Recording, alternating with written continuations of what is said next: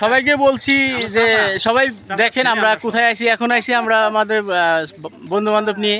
খালি আমার এক চাচা আছে, চাচা তার বন্ধু বান্ধব না, আনন্দ করতেছি আর ভালো লাগতেছে। এই জায়গার পরিবেশটা অনেক সুন্দর। আমিও এখানে এসে অনেক ভিডিও বানাইছি। এই জায়গারও ভিডিও আমার অনেক আছে। ওই যে এই ব্রিজের ওইখানে আমার প্রায় 10-12টা ভিডিও আছে। তারপরে এই যে নিচে এই পাশেও আছে। কেন এক সময় এই জায়গাটা অনেক সুন্দর দেখা গেছে। আর আমি মনে করি আড্ডা দিলে সবাই একসাথে আড্ডা দিতে হয়, কেননা আমরা এই জিনিসটা সবসময় আমাদের ইসে থাকবে, এখানে রেকর্ড থাকবে। আমরা দুনিয়া থেকে যে চলে যাই, আমাদের এখান থেকে দেখে একজনের একজন মনে রাখতে হবে।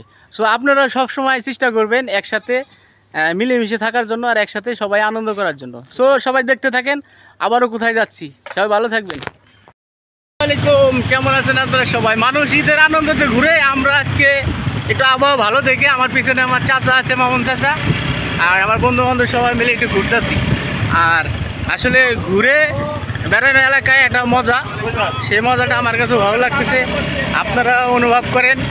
আর এই যে আমার ছোটো ভাই নাজিম গাড়ি চালাচ্ছে, সামনে আমার বন্ধুরা আছে, আমার দুই বন্ধু আনোয়ার, তারপরে মিলন, তারপরে শাহিন সহ আমরা অনেকে আছি এখানে।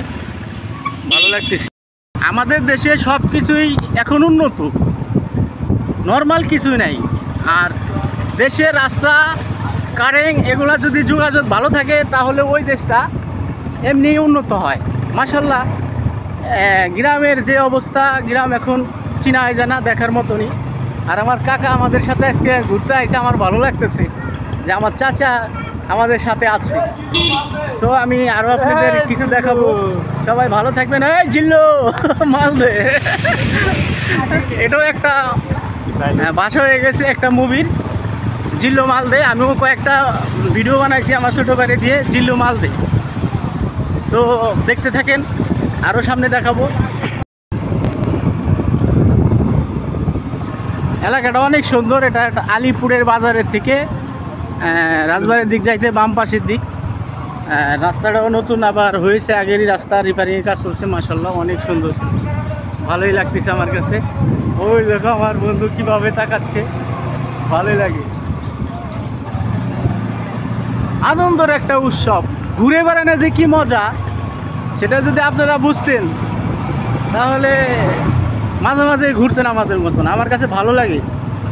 আর ঘুরে ঘুরে এলাকা দেখা ভালো, কেননা এখন রাজবাড়িটা প্রায় আমাদের উন্নত কাজ হয়েছে, রাস্তার কাজ সব ক্লিয়ার। আমাদের রাজবাড়ি তেমন কোনো কাঁচা রাস্তা নাই, ইনশাল্লাহ সবই পাকা রাস্তা।